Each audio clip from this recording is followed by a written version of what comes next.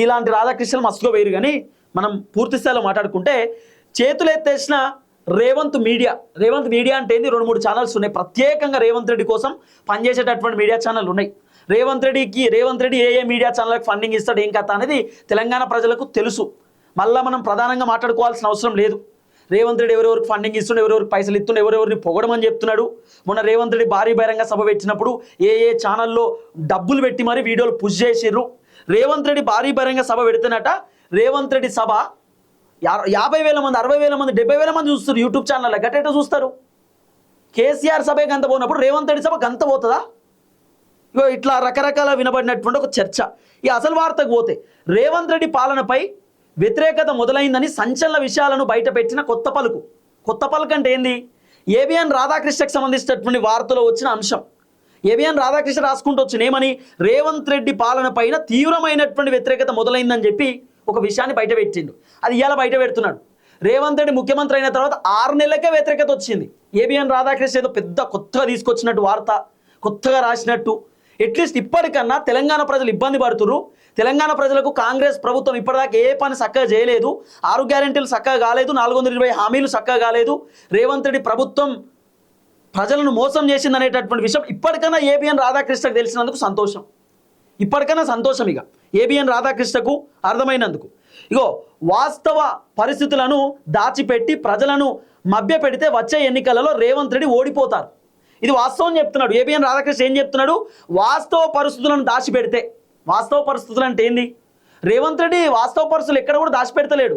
ఓపెన్గా రేవంత్ రెడ్డి మాట్లాడుతున్నామని తెలంగాణ ఆగమైపోయింది, దివాలా తీసింది, చిన్నాభిన్నం అయిపోయింది, అప్పుల కోసం పోతే అపాయింట్మెంట్ ఇస్తలేరు, అప్పు ఉడతలేదు, ఇక మాతోనే అయితలేదు, మేము ఏం చేసే పరిస్థితి లేదు, కేసీఆర్ అప్పులపాలు చేసిన తెలంగాణ అంతా అని చెప్పి రేవంత్ రెడ్డి ఓపెన్గా మాట్లాడుతున్నాడు. దీంట్లో దాపరికేమేమున్నది ఇంకా? మరి ఏబిఎన్ రాధాకృష్ణ వాస్తవ పరిస్థితులను దాచిపెట్టి ప్రజలను మభ్యపెడితే వచ్చే ఎన్నికలలో రేవంత్ రెడ్డి ఓడిపోతారంటే నాకు తెలిసి రేవంత్ రెడ్డి 6 గ్యారెంటీలు ఇంకా ఇస్తాం, 420 హామీలు ఇస్తాం, ఇంకా అభివృద్ధి చేస్తామని చెప్పి మభ్యపెడుతుండేమో అనిపిస్తుంది. సో ఏబిఎన్ రాధాకృష్ణ చెప్తున్న మాటలను బట్టి ఏమనిపిస్తుంది అంటే చిల్లిగా అవ్వలేదు, రూపాయి కూడా లేదు ఖజానాలో, ప్రభుత్వం దగ్గర ఒక్క పైసా లేదు, కాబట్టి రేవంత్ రెడ్డి ఇంకా ఏదో చేస్తా అంటున్నాడు. అట్లా చెప్పకండి, ఉన్నది చెప్పండి అని రాధాకృష్ణ చెప్తున్నాడేమో. రేవంత్ అన్నేమో రైతు బంధు ఇస్తా, రుణమాఫీ చేస్తా, పెన్షన్లు కూడా ఇస్తా, ఉద్యోగాలు ఇస్తా, రోడ్లు వేస్తా, స్కూళ్ళు కడతా, కాలేజ్ కడతా అని డైలాగులు కొడుతున్నాడు కదా. ఇంకేదేదో చేస్తాం, 0 వడ్డీ రుణాలు ఇస్తామని ఇంకేదేదో చెప్తుంది కదా. అవన్నీ అట్లా చెప్పకండి, ప్రజలకు వాస్తవాలు చెప్పండి. వాస్తవాలు చెప్తేనే మళ్ళీ అధికారంలోకి వస్తారు. ఒకవేళ వాస్తవాలను దాచిపెట్టి అబద్ధాలు జనాలకు చెప్తే ఓడిపోతారని ఏబిఎన్ రాధాకృష్ణ చెప్తున్నాడు. మరి ఆ వాస్తవాలు ఏందో మరి చెప్పాలి సమాజానికి. ఆ వాస్తవాలు ఏందో మరి ఏబిఎన్ రాధాకృష్ణకే తెలుసు. ఇగో కార్యకర్తల్లో ఆత్మవిశ్వాసం నింపేందుకే రేవంత్ 10 ఏళ్ళు అధికారంలో ఉంటామని సవాల్ చేస్తున్నారు. ఏబిఎన్ రాధాకృష్ణ చెప్తున్నాడు కార్యకర్తలకు ధైర్యం నింపాలి, కార్యకర్తలకు ఖచ్చితంగా ధైర్యం ఇవ్వాలి. ధైర్యం ఇవ్వాలంటే ఏం చెప్పాలి రేవంత్ రెడ్డి? ఎవరైనా అంతే కదా. ఇప్పుడు కేసీఆర్ మేము మళ్ళీ అధికారంలోకి వస్తాం, మంచి మెజారిటీతో అధికారంలోకి వస్తామని కేసీఆర్ ఎందుకు చెప్తున్నాడు? కార్యకర్తలకు మంచి ఊపి ఇవ్వాలి, కార్యకర్తలకు మంచిగా ధైర్యం ఇవ్వాలి, కార్యకర్తలు బలంగా పనిచేయాలి, లీడర్లు బలంగా పనిచేయాలనేటటువంటి ఒపీనియన్ తోటే కదా కేసీఆర్ అనేది. ఏ లీడర్ అన్నకు అంతే. రేవంత్ రెడ్డి కూడా గట్లనే అంటాడు, 10 సంవత్సరాలు ముఖ్యమంత్రి ఉంటా, 10 సంవత్సరాలు అధికారంలోకి వస్తా. ఎందుకంటారు అధికారంలోకి వస్తా అని? కార్యకర్తలకు ధైర్యం నింపడానికి, కార్యకర్తలు విశ్వాసం కోల్పోకుండా ఉండడానికి. మళ్ళీ మేమే వస్తాం అధికారంలో ఏంది అని కార్యకర్తలు గట్టిగా మాట్లాడాలి. అట్లా మాట్లాడాలని చెప్పే రేవంత్ రెడ్డి చెప్తున్నాడేమో. అట్లా చెప్తున్నాని కూడా ఏబిఎన్ రాధాకృష్ణ చెప్తున్నాడు.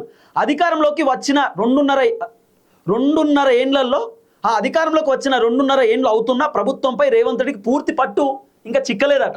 ఏబిఎన్ రాధాకృష్ణ చెప్తున్నాడు అధికారంలోకి వచ్చి 2.5 సంవత్సరాలైనా కూడా రేవంత్ రెడ్డికి ఇంకా ప్రభుత్వం పైన గట్టిగా పట్టు చిక్కలేదు.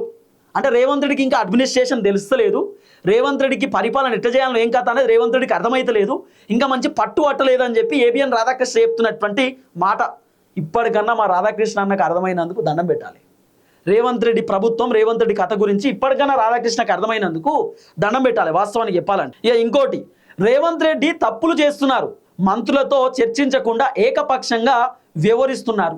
ఏబిఎన్ రాధాకృష్ణ చెప్తున్నాడు రేవంత్ రెడ్డి తప్పులు చేస్తున్నట, మంత్రులకు చెప్పకుండా, మంత్రులకు తెలియకుండా సొంత నిర్ణయాలు తీసుకుంటున్నాడట. ఆ సొంత నిర్ణయాల వల్ల ప్రభుత్వానికి డ్యామేజ్ అవుతుంది, మంత్రులు ఇంకా వ్యతిరేకంగా పెరుగుతున్నారు, రేవంత్ రెడ్డికి మంత్రులు అగెనెస్ట్ మారుతున్నారు, రేవంత్ రెడ్డికి మంత్రులు కోపంతో ఉన్నారు అనేది ఏబిఎన్ రాధాకృష్ణ చెప్తున్నటువంటి మాట. ఇగో కలవడానికి ఎవరైనా వస్తే కలవట్లేదు, అప్రాధాన్య అంశాలపై ఎక్కువ టైం వేస్ట్ చేస్తున్నారట. అంటే కావాల్సినటువంటి అంశం పైన టైం ఇస్తలేడు, అనవసరమైనటువంటి వాటిపైన రేవంత్ రెడ్డి ఎక్కువ టైం వేస్ట్ చేస్తున్నాడు. ఎవరైనా రేవంత్ రెడ్డితో కలుద్దాం మాట్లాడదామని పోతే రేవంత్ రెడ్డి కలుస్తలేడు. ఏబిఎన్ రాధాకృష్ణ చెప్తున్న మాట. ఇదే రాధాకృష్ణ గతంలో ఏమని రాసిండు తెలుసా? రేవంత్ రెడ్డి ఎవరివైనా కలుస్తున్నాడు, అందరితో మాట్లాడుతున్నాడు, అందరితో డిస్కస్ చేస్తున్నాడు, కేసీఆర్ కంటే రేవంత్ రెడ్డి పరిపాలన కొంత మెరుగున్నది, మంచిగా ఉన్నదని చెప్పి ఏబిఎన్ రాధాకృష్ణ గతంలో రాసిన వార్తలు. ఇప్పుడు చూస్తే రేవంత్ రెడ్డి ఎవరిని కలుతలేడు, సొంత నిర్ణయాలు తీసుకుంటున్నాడు, మంత్రులు కోపంతో ఉన్నారు, మొత్తం ప్రజలు వ్యతిరేకంగా ఉన్నారని చెప్పి మళ్ళీ వీళ్ళే ఏబిఎన్ రాధాకృష్ణ మళ్ళా డైలాగులు కొడుతున్నాడు, ఎదురు తిరిగేటటువంటి కార్యక్రమం చేసిండు. ఇక తర్వాత అలవి కాని హామీలు అమలుకు ప్రయత్నించి సాధ్యపడక రేవంత్ రెడ్డి సర్కారు చితికల పడుతుందట. రేవంత్ రెడ్డి సర్కారు అమలు కానటువంటి అంటే సాధ్యం కానటువంటి హామీలు ఇచ్చారు. తెలంగాణలో వర్కౌట్ కానటువంటి హామీలు. నిజమే కదా, రేవంత్ రెడ్డి అసలు తెలంగాణలో వర్కౌట్ కాని హామీలు అంటే తులం బంగారం వర్కౌట్ అవుతుందా? తులం బంగారం కొనాలంటే 1,50,000 రూపాయలు ఉన్నది. రేవంత్ రెడ్డి ఇవ్వగలుగుతాడా తులం బంగారం? మహిళలకు 2,500 రూపాయలు ఇవ్వగలుగుతాడా? మహిళలకు కళ్యాణ లక్ష్మి, షాదీ ముబారక్, స్కూటీలు, సైకిళ్ళు, 0 వడ్డీ రుణాలు, బస్సులు, మహిళలను కోటీశ్వరం చేస్తామని చెప్పిండు. ఇంకా 4,000 రూపాయల పెన్షను, 15,000 రూపాయల రైతు భరోసా, కౌలు రైతులకు పైసలు, పంట బోనసు, ఉచిత ప్రయాణము, ఇట్లా మాట్లాడుకుంటూ పోతే రేవంత్ రెడ్డి సాధ్యం కానటువంటి హామీలు చెప్పి ఏది కూడా చక్కగా చేయలేకపోతున్నాడు. అనవసరంగా సాధ్యం కానటువంటి హామీలు చెప్పి చిక్కుల్లో పడ్డాడు రేవంత్ రెడ్డి అనేది ఏబిఎన్ రాధాకృష్ణకు సంబంధించినటువంటి వర్షన్. రైతు బంధు వంటి పథకాన్ని కూడా విడతల వారీగా ఇవ్వాల్సిన దుస్థితి ప్రభుత్వానికి ఏర్పడింది. కేసీఆర్ ఉన్నప్పుడు కూడా విడతల వారీగానే ఇచ్చిండు, కానీ కేసీఆర్ 10 రోజులలో రైతు బంధు క్లోజ్ చేసిండు. కేసీఆర్ 10 సంవత్సరాలు ముఖ్యమంత్రి ఉంటే ఏ సంవత్సరమైనా కేసీఆర్ రైతు బంధు ఇస్తున్నాడు అంటే పంటకు 6 నెలలకో పంట 6 నెలలకో పంటకు కేసీఆర్ రైతు బంధు ఇస్తే రైతు బంధు ఇచ్చినటువంటి వెంటనే రైతు బంధు క్లోజ్ చేస్తాడు. 10 రోజులలో రైతు బంధు అకౌంట్లో పడుతుండే కేసీఆర్ ఉన్నప్పుడు. ఇలా రేవంత్ రెడ్డి వచ్చిన తర్వాత నెలకో ఎకరం, పోయిన నెల 1 ఎకరానికి ఇచ్చిండు, ఈ నెల 1 ఎకరం, వచ్చే నెల 1 ఎకరం, ఇట్లా 3 నెలలకు 3 ఎకరాలకు రైతు భరోసా ఇవ్వడానికి రేవంత్ రెడ్డి రెడీ. మళ్ళీ రైతు భరోసా పైసలు కూడా మొత్తం రావు, 3 ఎకరాలకే. 100 ఎకరాలు ఉన్నా కూడా ఇచ్చేది కేసీఆర్ ముఖ్యమంత్రి ఉన్నప్పుడు. ఇట్లా అట్లా కాదు. ఇప్పుడు రేవంత్ రెడ్డి కేవలం రైతు భరోసా 3 ఎకరాలకే ఇచ్చి దండం పెట్టేటటువంటి కార్యక్రమం చేస్తున్నాడు. రిటైర్డ్ ఉద్యోగులకు రూపాయలు 8,000 కోట్లకు పైగా బకాయిలు ఉన్నాయంటే పరిస్థితిని అర్థం చేసుకోవచ్చు. రాధాకృష్ణ చెప్తున్నాడట, రిటైర్డ్ ఎంప్లాయీస్కి 8,000 కోట్ల రూపాయలు బకాయిలు బాకీ ఉన్నాయి. 8,000 కోట్ల రూపాయలు రిటైర్డ్ ఎంప్లాయీస్కి బెనిఫిట్స్ ఇవ్వాలి. వాళ్ళకి పెన్షన్లు ఇంకోటి వాళ్ళకి పోవాల్సినటువంటి బెనిఫిట్స్ అన్ని పోవాలి.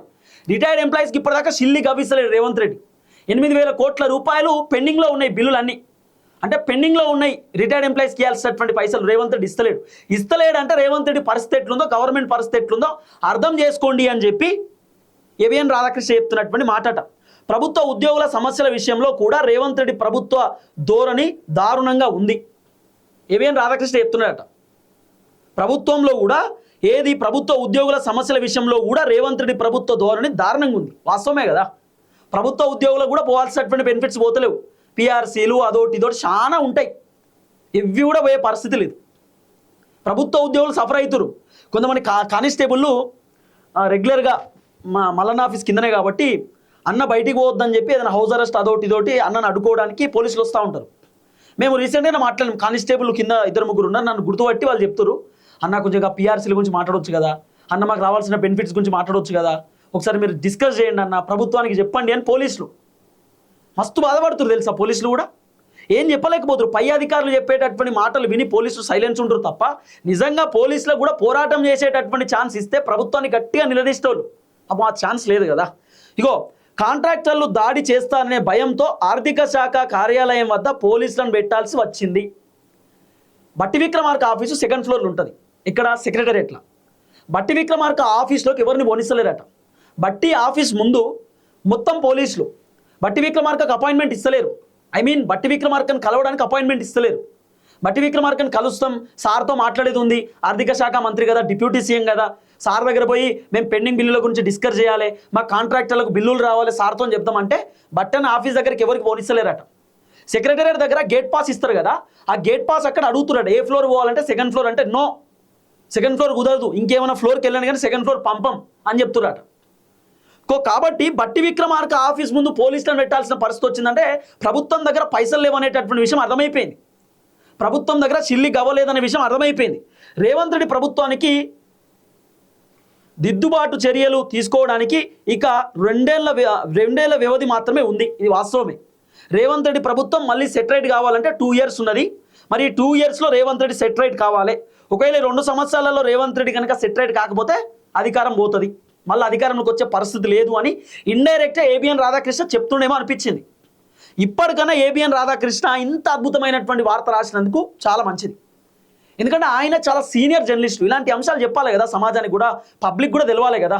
ఇన్ని రోజులు రేవంత్ రెడ్డిని పోడుతూ వార్తలు రాయడం, రేవంత్ రెడ్డికి సలహాలు సూచనలు ఇవ్వడం, సలహాలు సూచనలు బంద్ చేసి ఇటువంటి వార్తలు రాతే సమాజానికి కూడా తెలుస్తుంది రేవంత్ రెడ్డి ప్రభుత్వం పైన వ్యతిరేకత ఉందట. అది రేవంత్ రెడ్డి కూడా ఈ వార్త చూసి అరే ఇవన్నీ మార్చుకోవాలి, సెటరేట్ చేసుకోవాలి ఆయనకు కూడా ఉంటుంది. సో ఇప్పుడు రేవంత్ రెడ్డి దోస్తు రేవంత్ రెడ్డికి ఎదురు తిరిగిండు ఏబిఎన్ రాధాకృష్ణ.